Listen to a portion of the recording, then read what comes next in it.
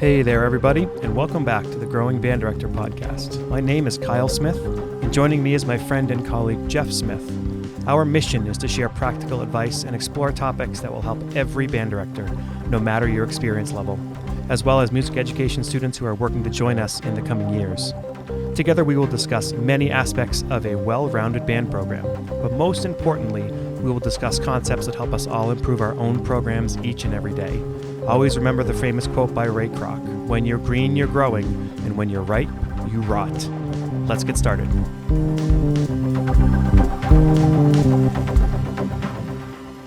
Welcome back, everybody, to the Growing Band Director podcast. This is episode number 86, and I'm hanging out after a full day of teaching, and I'm already tired, so we'll see how this goes. Trevor Frost, how are you? Good, how are you? Awesome. Yep. Good to meet you. Nice to meet you too. Joey Hendricks. Hi. Nice to meet you. Nice to meet you. So you guys were roommates together. Yes. We sure were. Tell me about that experience. Well, the first thing that I thought of was the frogs that you had. I did have frogs. That is correct. Yeah, I used to have pet frogs. Is that allowed in dorms? No, it's not. absolutely not. No, it's not. But I got really good at hiding them. So whenever there was an RA check, it was like, oh, look, nothing's here. Yeah. But my first thought is the fact that it was in a 9-person suite.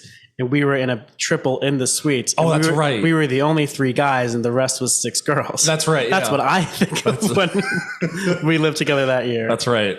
Oh, what a time to be alive. What a great time to be alive. Yeah. Absolutely. College is a lot of fun. It College, sure yeah. is. Yeah. Still in college, quite frankly, but it's not as fun. Technically same. Oh, yeah, that's true. Just different fun stuff, Yeah. I guess. So let's start with this. So what do you notice around that makes good band directors? Do you have a few hours? Yeah, I know. Like, what are some the things long that list. Yeah. I mean, okay, I'll start. Like, obviously, relationship to your students, right? Like being able to connect with every single kid as much as possible. Yeah, 100%. And I think being able to do that consistently day by day, and then also being able to relate them and their lives to whatever music you're doing, I think is just as important. And good band directors do that consistently, Yeah. I think. I would also add there is an empathetic side that I feel band directors should have. Like kind of understanding where the students are coming from, because we don't necessarily know what is going on outside of their school life. You have a student that walks in and it not necessarily like, causing any hard times or anything like that, but kind of looking dejected and kind of not engaging and just kind of letting them know like, hey, like if you need something, let me know. Try to live in the moment, be present here with us. If you're unable to, just let me know, so having that empathy, I find, is very important, especially when it comes to a band director, because you see so many students. What I struggle with is I understand all that and I want to do that. Right. But I think if we go too far and let the kids take whatever, whenever, then there's the other side of that. Yeah. Like I when to do that agree. and when to bring them to you and say, put it aside and move on. Like it's a hard balance. Yes. Yeah, it's the balance of like meeting them where they are, but also like having them meet you halfway. Like, yes, I can give you some leeway, but at the same time, like, you're not going to not do anything for a week. Oh, for sure. It's not one of those things where it's kind of like, okay, here we go, time to hold your hand, right, kind of thing. But when I was teaching, a lot of the kids were didn't have great home lives, and I could usually tell when they're having like kind of an off day here or there. So before they actually entered the classroom, I would take them aside, like, hey, notice that you're having a bit of a struggle today. Just let me know if I can do something to help, but I also need you to, or I would like you to do your best to participate and see what you can do. And we kind of like have that little kind of like agreement. It was just me and the students, so it kind of was special for them at the time. And most often than not, it would turn out to be a good thing. Yeah. But you also find that a lot of those students that are struggling like that from home life, a lot of times it's because of a lack of structure at home, right? Yeah. Like lack of dependability. So when they come in and they know there's a routine and they know there's a warm up and they know they have to do this and they're part of something, sometimes changing that isn't good for them, right? So that's one thing that why they like band. Yeah, you took the words right out of my mouth, because I talked about this. Well, I talked about this with Crystal pretty recently, how like, a lot of times other classroom teachers will like overly coddle certain kids, or like if there's a big life event, they'll like, oh, hey, whatever you need, whatever. But, having band be that safe space where there is that structure, and it kind of like is the one normal place for them to be, because we're not like, necessarily making like this huge accommodation for them. Like sometimes, they need that to just have something feel normal if something in their life has blown up. It's like, oh, band room is my safe space and this is what we're doing. And I can kind of forget about what's going on outside because I'm here doing this. And if you've done the work to vertically align your like middle school, high school stuff, a lot of times that's when they move to high school. If you run your high school band like they ran the middle school band, you can just start right away on day one. Yeah. Whereas everything else to them is brand new, except for the band room. Absolutely. Yeah. No, I'm a huge proponent of having staff meetings within districts. Yeah. So when I was student teaching at Spalding High School in Rochester, New Hampshire, there would be kind of like semester meetings. They'd have one every semester where it would be the high school directors, middle school directors, elementary school directors. We all sit in a room and kind of like go over like, okay, so what are you planning on doing? What are your goals? How can we help with that? And just having that whole collaboration across K through 12 grades is super important. And I feel like not a lot of districts do that, but I could be completely wrong. Who knows? But I find that very important, especially when it comes to the K through 12 public schools. And the high school teachers are not necessarily the better teachers. In fact, sometimes it's opposite. Yeah, you need the strong middle school teachers. My daughter, who's 12, so take it for what it's worth, always thinks that I'm a better teacher than my wife because my kids sound better. I'm like, no, that's not how this works, honey. You know? So I think there's those high school teachers who say, I've told the middle school teachers what they need to do. It's like, I'm going to stop you right there. Yeah. That's it's almost like you ask the middle school teachers what they think you can do to help. And then you take that and then use it the best way you can. Yeah. It's like you worship the ground your middle school teachers walk on. Yeah. Especially if you're a middle school teacher and you're a mom, holy smokes. Yeah, you're my hero. Oh, man. So what else makes a good teacher?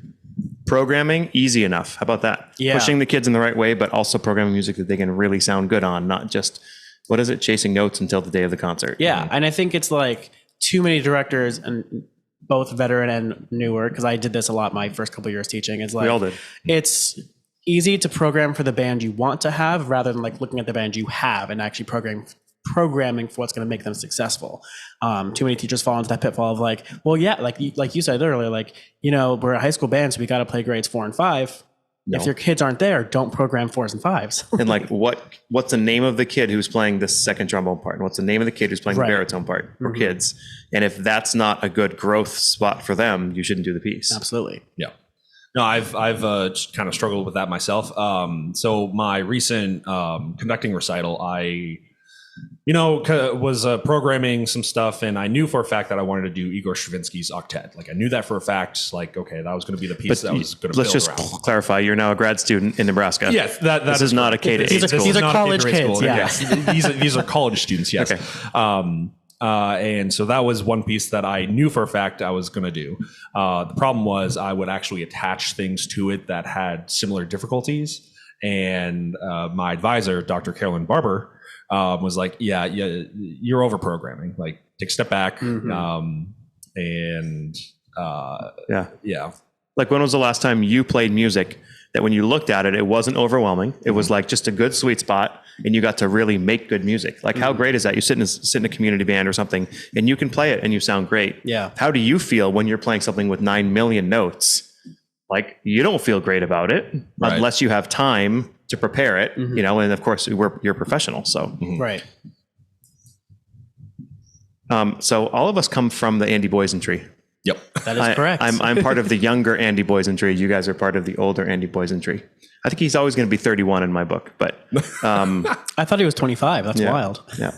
So I met him when he was 27, 3 kids, married, and had like 30 or 40 pieces for band. And I'm like, wow. Okay. So what is it that makes Andy a great teacher? We're talking about great teachers. So like, I didn't prep you guys for that, but what is it when you think of him? Like, what does he model as good teaching? I think one thing that I always admired about him is like, obviously the man's brilliant, but he never like approached it as a way of being like, well, I'm smart and you're dumb, so let me help you. It's like he like knows what he's talking about, but he leads it like in such a humble way that you're just like, you're kind of in awe as he's teaching, because you're just like, wow, like he knows what he's doing. He's so good at it, but like, ask him how he thinks he does, and he'll be like, "Oh, I'm just not doing great. I gotta get better and get."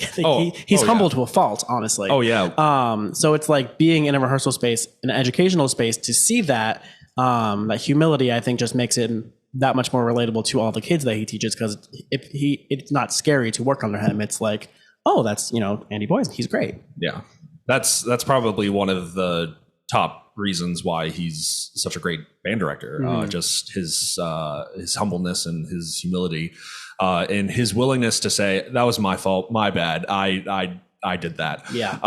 So it was just a complete pleasure to work with him. And he did that. He did that once when we were doing something Hindemith. I forget it was. Might have been the symphony. And we were in a movement, and we stopped, and he's like, you know what? I need to do more homework. I don't know where I am not where I need to be. So we put it away early because he had said that. He is also good. Like, he's not somebody to discipline very much, right? He kind of is nice and things kind of just run smoothly. Yeah. There was a time, and I was there for it. He had gotten a bunch of grad students who were there, and the kids who were in the Wind Symphony were playing under grad students, and they wanted to be playing under him more. Right. So there was like this coup that was forming. Like, kids were kind of like all upset. Like, I'm paying the money and have grad students. I don't have Andy Boyce in for more than 2 pieces or whatever. And they were all upset. He started this rehearsal at 11:10. And he said, just so you know, I've heard about this. And I just want you to know that at any point, I'm happy to sign your ad drop slip. I don't want to stand in the way of that. No problem. But if there's no more questions, let's tune. Perfect. Amazing. And it was like, okay. It was him kind of saying, this is what we're going to do. And you can get out if you need to. Right. Yeah. Fantastic. I loved working under grad students, because like it was also cool to see him in like the other educational role to like help them as they're conducting the group, because it's all a learning experience. You know, whether it's 100% him or like 80% him, 20% grad students, whatever. Like, everyone can still get a lot from that. Yeah, I mean, we're all on the same team here. Like, also, like I just love working with different conductors. You experience different things with different conductors. They all have their little niches and little uniqueness about them. So I'm always a fan of, like, the more conductors you see, the more conductors you work with, the better overall performer, musician you are, because you have all these different types of experiences that you can take with you. It's like, oh, I like that from this person, or you like that from this person. And then if you decide to become a conductor, you can build your own conductor using those bits and pieces that you've gotten from different conductors. Yeah, I was going to say something similar, because, working with so many conductors, you can see the good and the bad. And like, I have many examples that I'm not going to call out, obviously, but it's like, I'd see someone do something and go, oh, I don't want to ever do something like that. But then see something else and go, oh, I should try that. Like, like you said, like, take bits and pieces to work best for you. Yeah, that's right. Like, kids learn so much from that. Like, we have music ed classes, right? Yeah. But I felt like, as a band director, I learned more sitting in Wind Symphony class than I did in any ed class. And that's not to put them down, but like, you just watch the methodical way that he does stuff. And you're like, okay, I'm just going to do that. Yeah, 100%. Like, that's how I'm going to do it. And then you realize not everybody does that. Yeah. Absolutely. Yeah. So well, I want to get into Trevor's grad school stuff and your Composing in the Wilderness project and what's happening at University of Nebraska. That's so cool and all that. But really, first, let's do a quick background in teaching. So you've been teaching how many years? Oh my goodness. Seven. And you were at a K to 8 school? Yep. I was a K through 8 school. What was cool about that program? The cool thing about that was I built the program from scratch, and I can do really whatever I wanted with it. So I entered, and they had like 7 instruments, and like 5 of them were broken. And I was like, cool. Exciting. So I went in there and, built a band program from the ground up and built a chorus program, got grants for notation, and we did a lot of performances from then on. Cool. So I think the coolest thing about that was just having the opportunity to actually build something, get instruments, get music. Yeah. And a lot of the kids were very interested in performing. And, I took the chorus I actually did this a couple times, took them to sing the national anthem at a UNH men's hockey game. And they just got a kick out of that. And all the parents were like, this is so cool. This is amazing. So kind of getting on the map, kind of. And then my final year, I actually auditioned. Well, I selected 2 students in the middle school choir to perform at the new, it was like, what's it called? It was like the middle school honors choir that NHMEA puts on. And they were just so excited beyond belief, and they were performing at such a high level, and their parents went to the concert and the performance, and they came up to me afterwards like, this was amazing, like, thank you so much for doing this. So probably that, having these opportunities to build this program from scratch, and seeing these students who didn't really have a music program before I started, and seeing them and hearing them perform at such a high level. Well, what I love about that is like the way you took it, like, because you could easily say, oh, I have to build this program. But it was like, I get to build this program. Oh, yeah. Which is so cool. Yeah. And I wanted to mention, just as a side note, you talked about broken horns. We all have those, right? Oh, yeah. So I will say, if anybody wants to reach out and connect with me, I know of a business that will come to your school anywhere in the US. You make an appointment, they come to you, and you set aside all the stuff you basically want to get rid of. Yeah. And they'll take it and you'll work out a trade. They'll give you money, or more importantly, trade for other instruments. And this company has like everything you could ever imagine times 10. Wow. And you can basically say, yeah, I want to get rid of these 25 snare drums. That was us. And 3 broken tenors and an old valve trombone that doesn't work. And I'm going to get a new Barry in return. That's cool. It's super cool. So if anybody wants to do anything like that, let me know. I'm happy to put you in touch with them. All right, Joey, you're at Westbrook now, and you were at Yarmouth before that. Yep, I was at Yarmouth for 6 years. What was cool about that program? What was cool about that is that, so before I was hired there was only one person at the high school doing both the choir and the band program. Rick Dustin, who's a great educator, is still there. Those people who do both are just amazing. It's 2 full-time jobs at once, insane. But then after some time, superintendent was like, why isn't this 2 positions? So they created what became my position at the time was a half-time position. So like the band program actually had like one dedicated person to work with them, because before it was one concert band, and like they had to alternate with the choir, so they'd only get band like 1 to 2 times a week, or it'd be like band or study hall. So like it was never consistent. So then they hired me, they split it up into concert band, with ensemble, and like, when it was band period, it was band period. So like the first year, there was a lot of pushback of like, well, why don't we get a study hall like this day? And I was like, because you're in band, and like there's no alternating teachers anymore. Changing the culture. Yeah, absolutely. But you understand where they're coming from, because they were used to it. Yeah. They were used to the schedule of like, it's the combined band and choir day, and someday you do one, someday I do the other, fine. But it was really cool to, before the pandemic hit, like see how much growth was able to happen in a little over 3 years to, almost double the band program, and like get kids more invested, and like be able to, once I got better at programming, to like have them achieve a lot of stuff that like I never would have imagined during that first year, was just really cool. And now we got you. And now you got me. We're stuck with you at least. Okay. One thing that's cool too is that because a lot of people who ask about like, should I split my band or should I have one big band? Yeah. Right. And I mean, there's good and bad about both, right? Mm-hmm. So say you have 100 kids. Do you want a 100-person band where the seniors are now leading the freshmen, and they like your band always sounds better because you have older kids and all this? Mm-hmm. Or do you split them so you can give curriculum that's appropriate for the lower 50 versus the upper 50? Yeah, right? That was a balance I tried to find early on too, because what I was told going into it was like, a lot of older kids would end up quitting because the music wasn't challenging them, because it was, being programmed for those freshman age kids. So like that was one thing keeping the program from growing. Yep. So it's like, I would try to program accordingly, but also a lot of times would like do more combined pieces with everyone. So yes, one ensemble had their own thing, but a lot of times concert band was both together, which did that for a couple of years to grow it. And then they kind of became their own entities. I have a couple of friends who keep their band big, and it's because it's like the safety thing. We have more people there. We know we can do this, and this. I always go the other way. I'm like, I'd rather pull out all my younger kids and have them, it's coming in high school is a step up anyway. Yeah, And then absolutely. after their freshman year, then they're available either for the next band or the top band or whatever it is. But I mean, think about it from a curriculum standpoint. They've jumped from grade 1.5, maybe 2. And now you have seniors who are going to be ready for 4 or 5, whatever. Yeah. You have to meet in the middle, and nobody kids come home and they're like, I don't even know where I am in my band music because it's too hard. So how does that feel for them? Right. So to me, the secret is getting split bands if you have the numbers, and then making them both sound good. Mm-hmm. I agree. So we all agree. Look at that. Check. All right. So we are still paid for what we're doing. You're a grad student. I'm a grad You're student. getting paid to be a grad student. Yes. Yes. Great. But like for like grad student So salary. Right. you're with Carolyn Barber at University of Nebraska Lincoln. Yes. Okay. Why did you choose to go there? Story time. So it was during my master's at UNH working with Andy.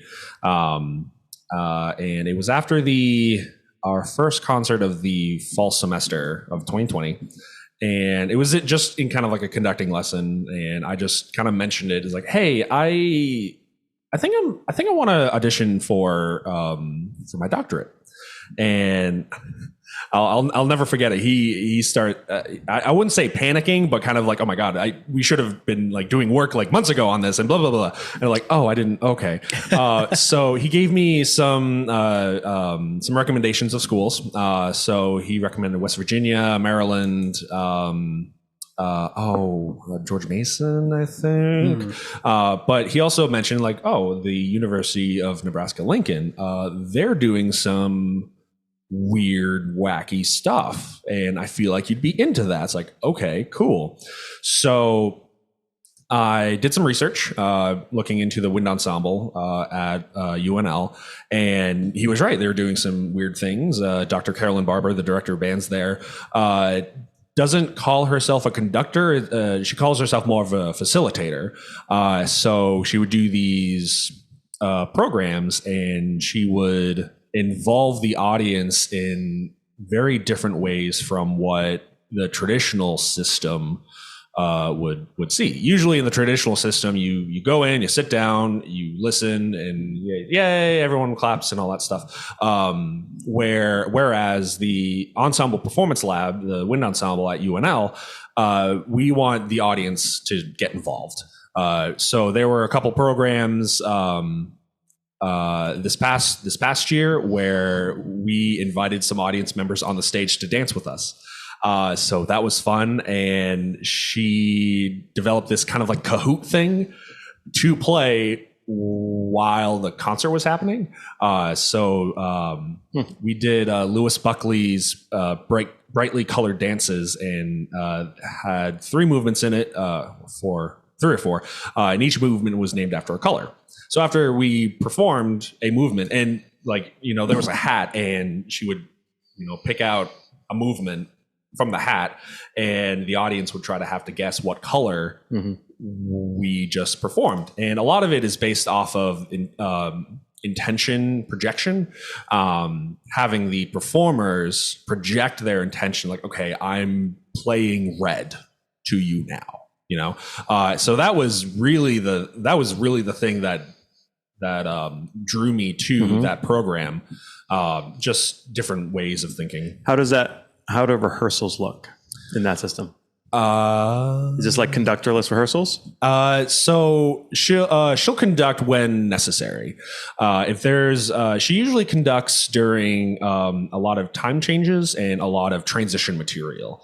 But for the most part, we kind of start on our own, and we just kind of go on. There are actually some rehearsals where she actually told us that she's getting jealous because if she starts conducting, then we actually perform at a lower level, which is just, I think is really funny. So the thought is that you guys can fix more. Do you fix problems and stuff on your own too when you stop? Like, what do you want to work on? And it's more ensemble based rather than the teacher telling you. Yeah, it's more ensemble based. So we'll play a section, and then it'll fall apart. that's fine. Then we kind of reflect on, it's like, okay, so what happened? What do you need from there? And a lot of the performers, and we actually encourage this, the ensemble performers will actually talk to each other, like, hey, I need you to play louder here so I can enter at this bar here. Or it's a really big collaboration project, and Dr. Barber is just facilitating that. I'm curious because I know there's a lot of people, the younger you get, obviously the harder this is, but I'm curious what ways you can do that as kids get younger and younger and younger. I'm sure there's ways. I'm sure, for sure. So there's actually, we call them lab partners. So there's lab partners in the middle school levels that are across the country, and they're very successful with it too. There are, and I can't name them off the top of my head right now, but a lot of middle school programs are they're learning more about this, and they are reaching out to Dr. Barber and saying, hey, I'd love to sit in with a rehearsal, either in person or Zoom, just kind of observing and seeing what kind of ideas come up and all that stuff. And so it's very much doable. I did a little bit of what we call lab work, like ensemble games that we do at UNL at the during my recent residency in Lebanon. Lebanon High School here in New Hampshire, and they got a kick out of it. They really did, and it's all about experimentation too. We don't know if it's going to work or not, right? But if it doesn't work, then let's try to make it work. So do you set up in a normal setup or in a different setup, or it's different every day. It really is, because I've seen wind ensembles that like they set up in a circle or a box, just like a jazz band would, just a big group. And I don't want to say standard, but the go-to is like a typical box. But most of the time we actually prefer to be scrambled. And so like mixed parts. Sections too. Yep. And every rehearsal we pick a different spot. And it's all about triangulation, like seeing different performers and communicating that way visually as well. Do you perform in a different function? Like do you perform in different ways, or do you perform standard setup? Different ways as well. Yeah. We performed at the CBDNA North Division in Madison, Wisconsin, and we did a performance where we started in a box, and then we got up, and then we changed seats in the box, and then the final piece, we actually just took everything and just scrambled. It was a lot of fun, and the audience was just getting a kick out of it too, because here's a bunch of college band directors who are used to the traditional format, and here we are just, who knows where we're going to stand. Right. Yeah. So and you said you get really good results out of that. I think that's great that she is willing to like think outside the box, and it really seems more like it's about the process than always making things fine in the end. And that's one of her things. Like, it's more about the process and the experimentation rather than the result. We all know that the result's going to be the result, but it's the process of it and the experimentation is more important, and we value that more. I taught with a teacher once who was just amazing, because in the end, she always got me to have my own ideas, but they were her ideas, but I thought they were my ideas. Yeah. Right. So it seems like if with younger kids, if you can get it so like they are producing the work to why it can be better and how to make the group better, but it's coming from them, not you, that's a pretty awesome thing. Yeah. I'm just thinking about a bunch of 13-year-olds and having never done that before, how I would do with that. How would you approach it? Yeah. So does she have any resources out there, a website or anything we can? Yeah. So her website is www.carolyn-barber.com. There's a lot of resources that she puts on there. She talks a lot about ensembleship, which is a term that she coined. So rather than musicianship for one musician, it's ensembleship. You're showing the entire ensemble that idea, and this is her research. She's been working on this for like 15 plus years or so. The Ensemble Performance Lab didn't really start until 2019, and she's been researching this for 15 plus years. So definitely check out our website. Definitely check out some of the YouTube videos of the Ensemble Performance Lab at the University of Nebraska-Lincoln. There is a ton of stuff, and I just shoot her an email. Yeah. Like, she's very accessible, and she loves to talk to people. Sweet. That's awesome. Yeah. Real quick, because you mentioned it briefly, can you, for people who don't know, discuss what triangulation means? I only know because you taught me this morning. All right. But Yeah. So triangulation is one of the teaching tools that we use in the Ensemble Performance Lab. It's essentially so I'm playing saxophone, and I need resources, and I need some kind of like signposts as we are navigating a particular piece of music. So if I know that a clarinet player has a solo, I'm going to look to that clarinet player and say, oh, okay, you start here, I start 2 beats after that. Perfect. And then a French horn player might need that same clarinet player, but they can't necessarily see them. So, and a lot of this actually stems from the concert arcs that we have. So you can't necessarily see the players that you need the information from. So with this triangulation, I can help that French horn player saying, okay, we play together. You can't see the clarinet solo, but I can. So I'm going to cue you to help you come in at the same time as me. Yeah. So that's the premise of triangulation. And there's like, if you take that concept and divide times it by like 50 or so, you have so much communication and so many eyesights. And, it's just a network in the web. It's cool. Another reason I wish we had a flat band room. yeah, Those tiered band that'd be rooms. really nice. I agree. Yeah, they're all the rage. Now, maybe some people like them. I found my conducting gets higher and higher and higher. So I'm like conducting up to the back, and I have to purposely come down. Oh yeah, my high school had tiered levels. And Mine too. Where'd you go to school? Milford High School. Oh yeah. Yeah. And at the time I didn't know any better, but at the time I was like, Yeah. oh, this is great, Meh. But now I just like, can't deal with that. Yeah, I remember thinking that was the gold standard, and then when I got my first job at Yarmouth, I was like, oh, because it's just like flat surface. I was like, It's like, wait, this is great. Oh, I get it now. Yeah, Yeah. But, to get rid of it is Oh, it's a hassle. a hassle for sure. $100,000. Yeah. I mean, it's not going to happen, No, in most places. not until we get a new school, but that's Yeah. never gonna happen. I also found out, I brought this audio person in. He did like readings in our room, and he's like, I've been doing this 20 years. I've never seen a room this bad. He's like, every 18 inches when I move, the sound changes. Oh God. He's like, so what you're hearing here and what they're hearing here is like, there's no chance. Incredible. I said, yeah, we go to the performance space, and like, it's like heaven. Like, you Yeah. can hear things. And he's like, yeah, you can probably balance chords and hear. It's like, so I said, well, it's probably good. It's like teaching with all your limbs tied behind your back, right? If you can get them to sound good in that band room, then they can go anywhere and sound good. Right. Oh, for sure. But yikes. Anyways. So now you're doing this thing called Composing in the Wilderness. Yes. I'm very interested. Yes. Where do I start with this? So Like actual wilderness, like Yeah. tents and Yep. for how long? Let's see. We'll be in the backcountry of Alaska for 4 days, 5 days. 4 days. Okay. Tenting, no electricity, no nothing like that. No Sibelius. No Sibelius. No finale. No Wi-Fi? No, I know, right? How can you A live? concept. When yeah. is this happening? So I actually fly to Anchorage on this Saturday, actually. Wow. So it's coming up. So You chose summer, not winter. Yep. So the program is run by Stephen Lias. He is a composition professor at the University of Stephen F. Austin down in Texas.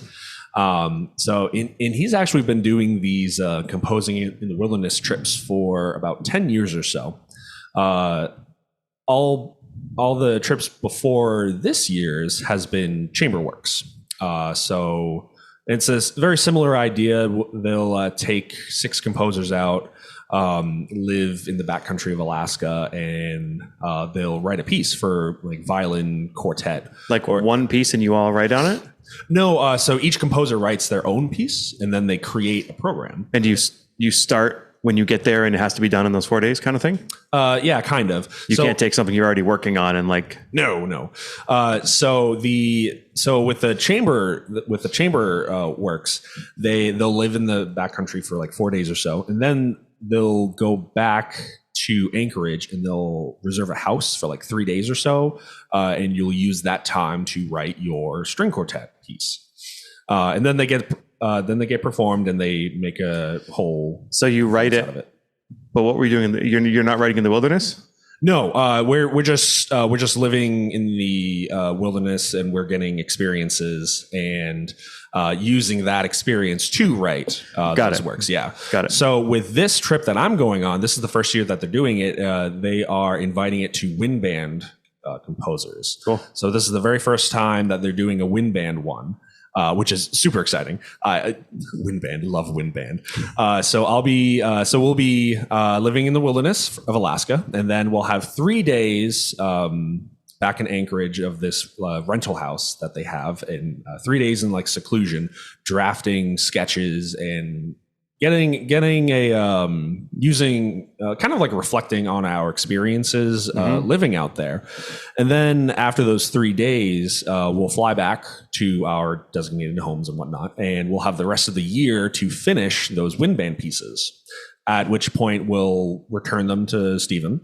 He'll distribute them to the premiering ensembles, which is Stephen F. Austin University Wind Ensemble.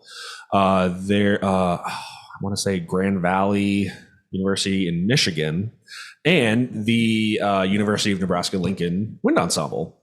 So I thought that was fun. Mm-hmm. So yeah. When you're out there and you're writing sketches, is there anything to write on regarding like, is there a piano sitting around or instruments, or like, is it literally like just out of your head, you're just writing? Just kind of out of my head, especially in the backcountry.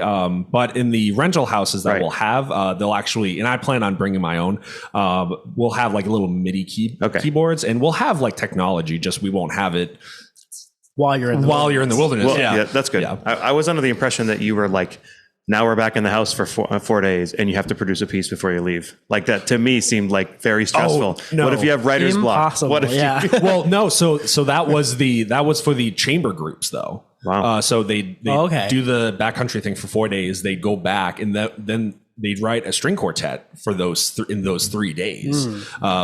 With a wind band, there's more parts and stuff like that. That so makes sense. You need a little more time to do that. But the cool thing is that once we get there, like, so we take like a couple bush planes, and apparently this is like the most remote location in the world. Oh, so cool. This is like, my mother's freaking out. You're taking a bush plane? Yeah. You couldn't pay me enough to get on a bush plane like that. So one of those like tiny propeller. Oh, yeah. So I'm down. No. Do you have a plus one? There. I don't know if I have plus one. So to actually get to our base camp, we actually have to take 2 bush planes, 2 separate ones, to get to the location where we're going to be exploring. I'm stressed just thinking about it. But the cool thing is that once we get to base camp, we're actually going to be receiving like kind of like assignments. So each one of us is going to be writing a particular style or mood of music. So that way it's not every single composer writes this, slow lyrical thing. We're about the wind, the water, and all that stuff. We're creating a diverse program here. So when you go into the wilderness, okay, in the end, I need to produce a piece like this. Yes. So when you're there, you're kind of thinking about what inspires you, and so there's sort of guidelines. In a sense. So there's guidelines regarding like length, grade, level. Instrumentation is kind of like standard wind ensemble. There is some leeway, I'm sure. But we do get kind of guidelines like this is the kind of piece we're looking for from you. So cool, super exciting. I'm super stoked for it. And I love camping. I've always loved camping. But this is like intense camping. Yeah, camping times 50. Yeah. So I'm super excited. You literally just added a joke in there that you didn't know about. I probably because we talk about that being intense, like camping, like intense. Literally intense. And next time you want to say a joke to one of your students and have them not get it, they say something and you say, that's intense, like camping. And they go, what? Then you just move on. It's like, That's okay, funny. cool. Yeah. Super cool. That's Yeah. great. Yeah. So looking forward to it. Also just like the networking and getting to like going on this experience with these other composers. Like, because as a conductor too, I can look back and say like, I really like that piece. Mm-hmm. Like I know what you did. What else can you do? So I can commission as well. That's and vice versa. Yeah, exactly. Mm-hmm. So that's kind of the beauty of being a composer conductor too. I can write my own stuff and I can conduct my own stuff, which is, great and all that stuff. But I'm more interested in what other people can do. And I'd rather commission other folks. Mm-hmm. So I view this as a very big stepping stone into that world and getting more works from these folks. Yeah, and I'll recommend that people, if you're a band director, you have a band at your disposal, right?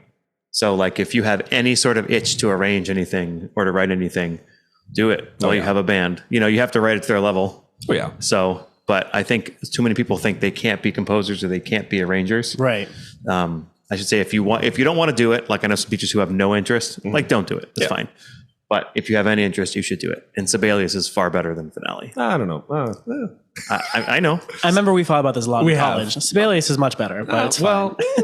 Well, I've been using Finale for like over 10 years. It's maniacal. It's just you just have to know how to use it. It's never too late to change. Yeah, but I know a lot of people who are world class and they use Finale. And you're right. It's like once you know it, you know it. Yeah, it's yeah. You can get a whole discussion about that. I'm sure that's what they want to hear. Yeah. What does Control F do in Finale versus? Anyways, I haven't used either in a while, so I just from my memory, I liked Sibelius. Yeah.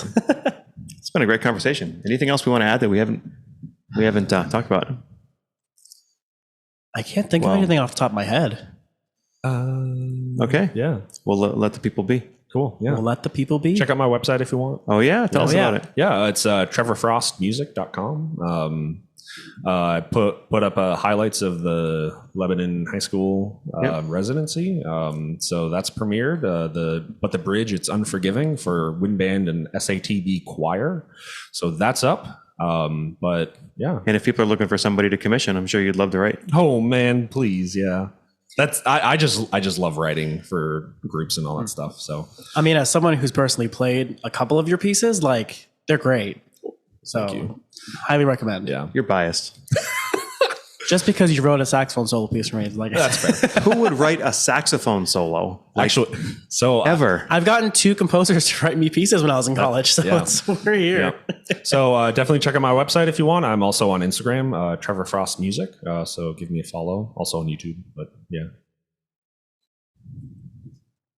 Keep on keeping on. And I'm just here. And I'm just here. All right. See you later, everybody. We sincerely appreciate you taking your valuable time and listening to the Growing Band Director podcast. Your students are very lucky to have a band director like you. If you have any suggestions for episode topics or think you have an area of expertise to share on a show with us, please reach out. If you enjoyed this episode, don't forget to subscribe. And if you want to help spread the word, please give us a 5-star review and tell your band director friends to subscribe as well. We're available on Apple Podcasts, Spotify, our YouTube channel, and wherever you listen to podcasts.